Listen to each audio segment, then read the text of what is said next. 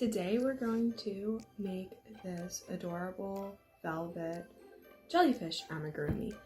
This is one of my favorite patterns I've written, and I'm just going to make a quick little tutorial for you. A lot of materials for these.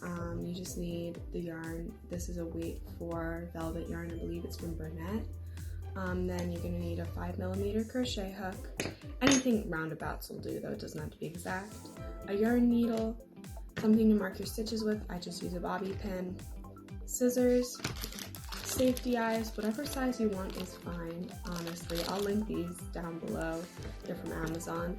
And then just a little bit of polyfill stuffing. For this pattern, you're going to start with a magic circle, and then you're going to work 6 single crochet into it before you pull it shut.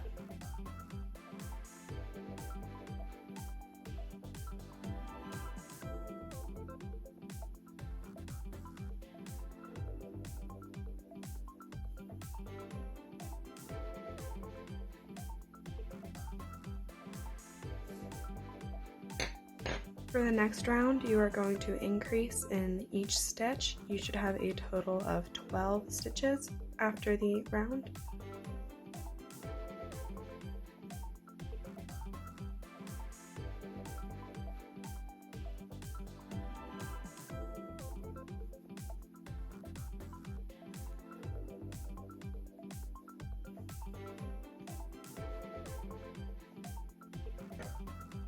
For this third round, you are going to work 1 single crochet into the first stitch and then increase into the second stitch.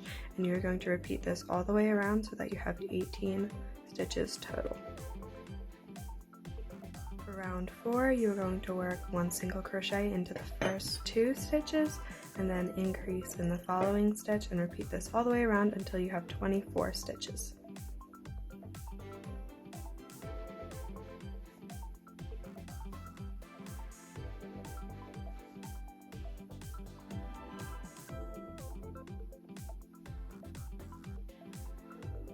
Occasionally it is more difficult to work with the velvet yarn because seeing your stitches can be interesting with the texture, but I think it's totally worth it for the outcome because these jellyfish are just beautiful and cuddly.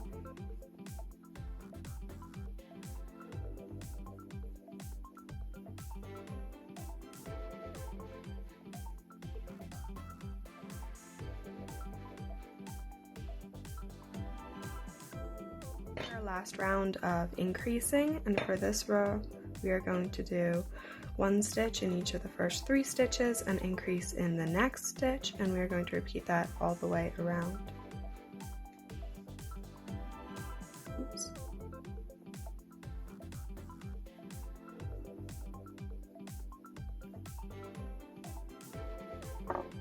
Alright, you should now have a total of 30 stitches all the way around. For the next 5 rows, we are simply going to do single crochet in each stitch around just to give it that dome and shape.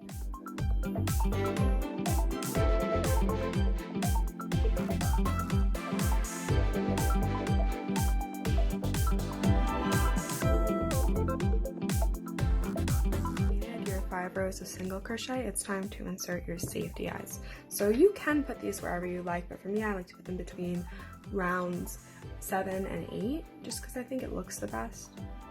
But so you just find the round by counting. So I'm gonna put mine about here. If you want to really reinforce the backs, you can also use a little hot glue, but that's good if you're giving them to like little kids or something. I find that these backs snap on pretty securely, so I don't worry about it too much in general. And there we go with that. And now for the next round, it is very important that you work in the back loops only, as that's what's gonna give us this flat bottom look and also give us the stitches to then work this border into later. Back loops only, you're going to work 1 single crochet into the first 3 stitches and then decrease across the next 2, and you're going to repeat this around the entire round. That was repetitious.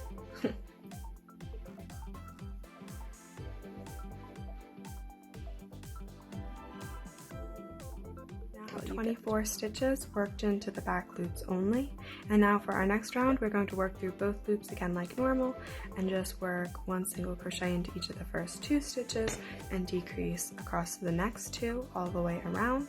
I like to use invisible decrease, which is when you come up through the front loop of 1 stitch and down through the front loop of the other stitch before you yarn over and continue. But if you want to just do regular decrease, that will also work. You just might have slightly larger gaps where you've decreased.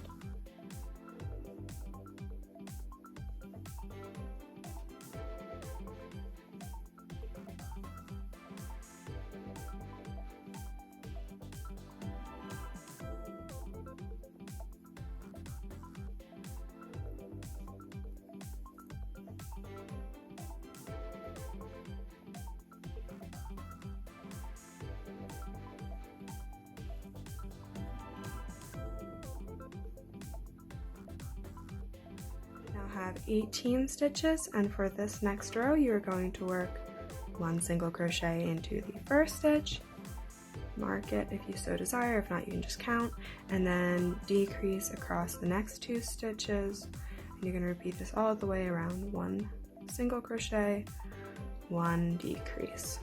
You should have 12 stitches at the end of this round, and then you're going to stuff the body relatively firmly. Don't overstuff them though, because we do still need to close with the final round.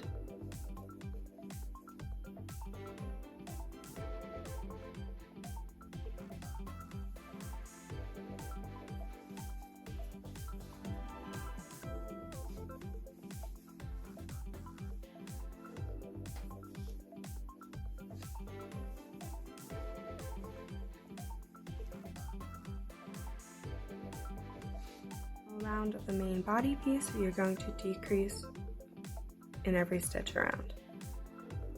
And you should have 6 stitches left when you're done. Do not cut the yarn to finish off, and you'll see why in a moment, but it's just going to make your life harder if you do.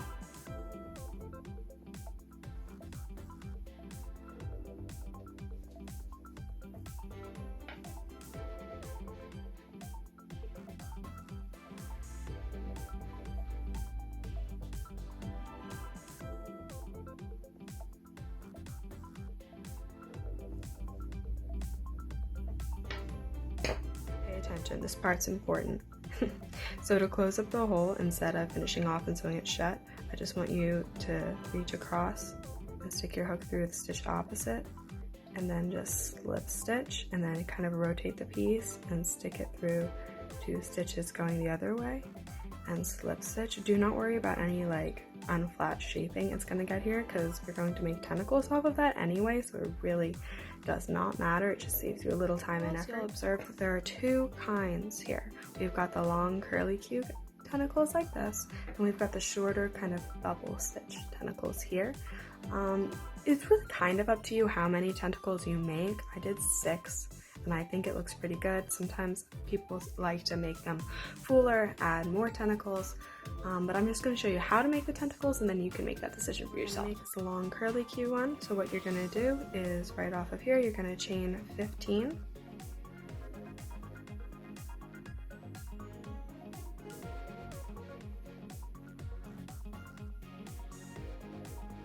And then skip the first chain, and into the second chain you're going to work 3 single crochet stitches.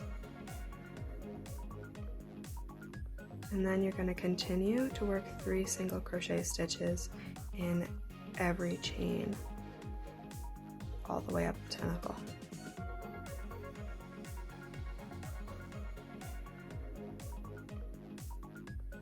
Like so, but this is tedious, so I'll show you fast.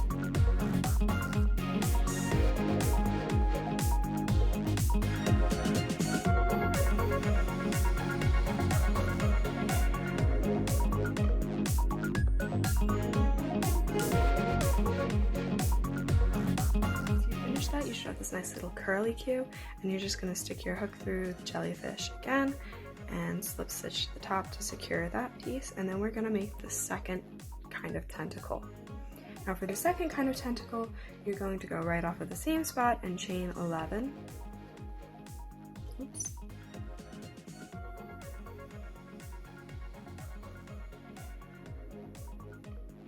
And then, like usual, you're going to skip the first chain, and then you're going to slip stitch into the second chain, and then you're going to work 2 double crochet into the third chain.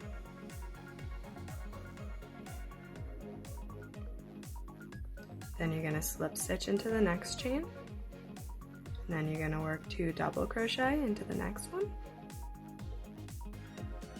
And you're just going to repeat that all the way across, working slip stitch, 2 double crochet, slip stitch, 2 double crochet, until you make it back to the top. Completed that, you're once again going to stick your hook through the jellyfish and slip stitch to the top. And now you're going to go back and make another curly Q, and then you're going to make another one of the, I don't know what to call them, scallops, I guess, and then another curly Q, and then another scallop, for as many ones as you'd like, just making sure that you kind of rotating and filling in whichever spots you want to on the base of the jellyfish.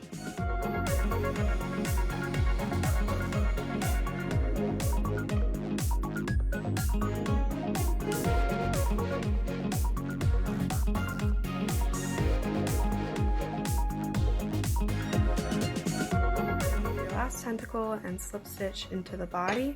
Then you're going to take your scissors and cut your yarn. I'm just gonna pull it through and finished off like that. And then for me, I like to make my life easy and to weave it in. I just stick my hook down through the body, wrap that yarn around that, and pull it through until you can't see it at this end anymore, and then you're doing a good job. And this is where we're at, and this is where we're going. The only thing left to do is this little frilly rim. So it's super simple, really. So basically you're going to end up working all of those stitches into the front loops from that row that you worked only back loops. Throwing your yarn to the jellyfish by just making a slip knot. And then inserting your hook into really any of those front loops that you can find, and then just slip stitch into the body like so, and there you're connected. You're going to work 3 double crochet into the next front loop,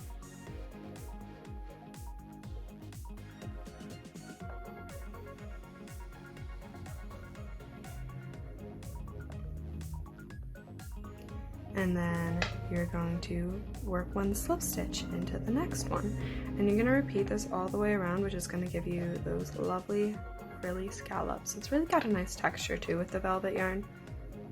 I quite like it anyway. Just 3 double crochet into 1 stitch, slip stitch into the next stitch, 3 double crochet into the next stitch, slip stitch into the next one, all the way around.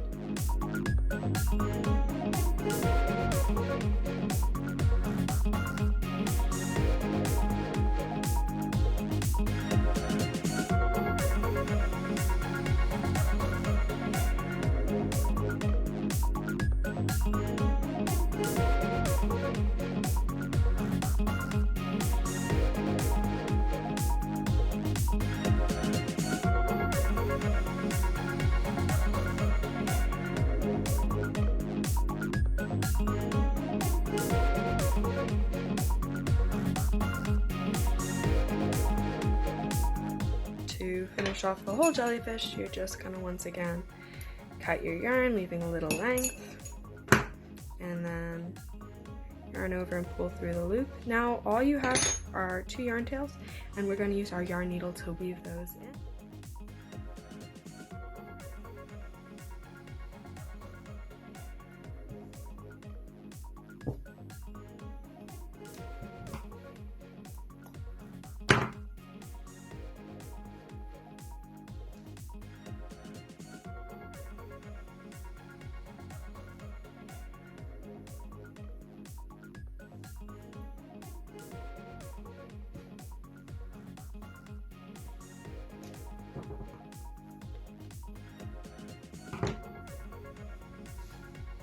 Your jellyfish is all finished and ready to be put on display or snuggled or posted about proudly on social media.